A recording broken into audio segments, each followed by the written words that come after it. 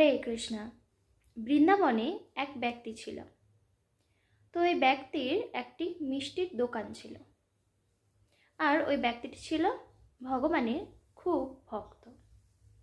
তো অনেকেরই মিষ্টির দোকান রয়েছে, কিন্তু এই ব্যক্তিটি ভগবানের ভক্তের থাকার সাথে সাথে ভগবানের প্রতি খুবই বিশ্বাস ছিল।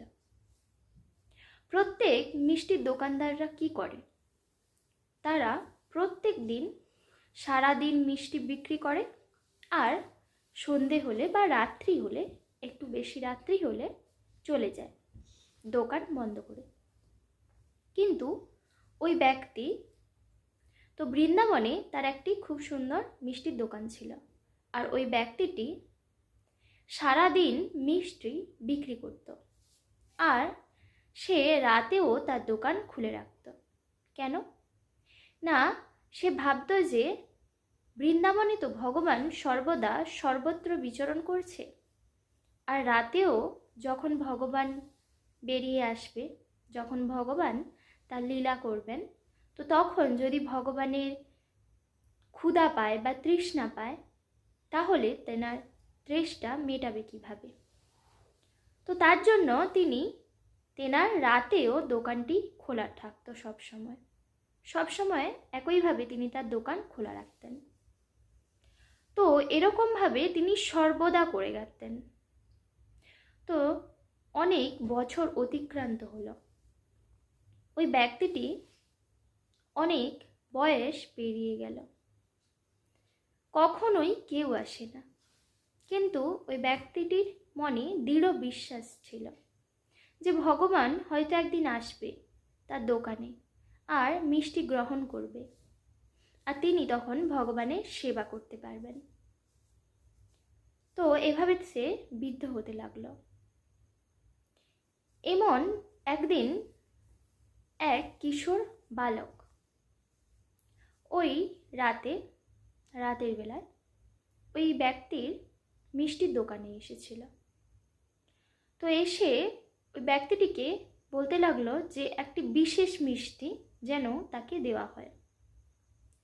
তো ওই কিশোরটি যে মিষ্টিটির সন্ধান করছিল, তখন ওই ব্যক্তিটির কাছে ওই মিষ্টি ফুরিয়ে গেছে। তো তখন ওই ব্যক্তিটি কিশোরকে বলল যে এই মিষ্টিটি শেষ হয়ে গেছে, তো আমার কাছে লাড্ডু রয়েছে। এই লাড্ডু আমার দোকানের খুব বিশেষ একটি মিষ্টি, সবাই খুব পছন্দ করে, তো তুমি এই লাড্ডুটা পেতে পারো। তো তখন ওই ব্যক্তিটি ওই কিশোরকে অনেকগুলি লাড্ডু দিল। তো তার বিনিময়ে কিশোর বলছে যে তোমাকে কি দেব, আমার কাছে তো কোনো টাকা নেই। তো তখন ওই ব্যক্তিটি বলে উঠল যে না, আমার কিছু প্রয়োজন নেই। কিন্তু কিশোর নাছোড়বান্দা, সে কিছু দেবেই। তো তখন সে তার হাতে পড়ে থাকা সোনার বালা খুলে ওই ব্যক্তিকে দিয়ে দিল। তো ব্যক্তিটি প্রথমে নিতে চায়নি, তো জোর করে ওই কিশোরটি ওই ব্যক্তিকে ওই সোনার বালাটি খুলে সেখান থেকে চলে যায়। তো ওই ব্যক্তিটি সারা রাত মনে করছে যে তেনার কাছে কোনো টাকা পয়সা নেই, অথচ সোনার বালা খুলে আমাকে দিল। তো এরকমই ভাবছে। তো সকাল হলো।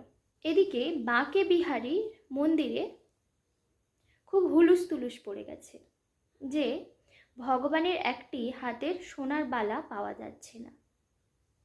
প্রধান পুরোহিতরা ব্যতিব্যস্ত হয়ে উঠেছে, ভগবানের বালা কোথায় গেল, কে চুরি করল, বা কোথায় পড়ে গেছে, এইসব নিয়ে। তো এই খবরটি পুরো বৃন্দাবনে ছড়িয়ে গেল। তো তখন ওই মিষ্টির বিক্রেতা ওই ব্যক্তিটি শুনল এই খবরটি। তো তখন তার কি মনে হলো, আর তখন ওই বালাটি নিয়ে প্রধান পুরোহিতের কাছে তিনি গেলেন এবং প্রধান পুরোহিতকে দেখালেন যে আচ্ছা বলুন তো এই বালাটা কি আপনারা খোঁজ করছেন, বাঁকে বিহারীর হাতে পরানো ছিল। তো তখন পুরোহিত দেখে আশ্চর্য হয়ে গেল আর বলল যে হ্যাঁ, এই বালাটাই আমরা খোঁজ করছি। তো তখন ওই ব্যক্তিটি বলল যে আসলে কাল রাতে আমার দোকানে এক কিশোর এসেছিল, যে কিনা মিষ্টির পরিবর্তে আমাকে এই বালাটি দিয়ে গেছে। তো তখন সবাই বুঝতে পারল যে ভগবান লীলা করেছিল ওই রাতে। তো এই ঘটনাটি আশ্চর্য কিন্তু সত্য।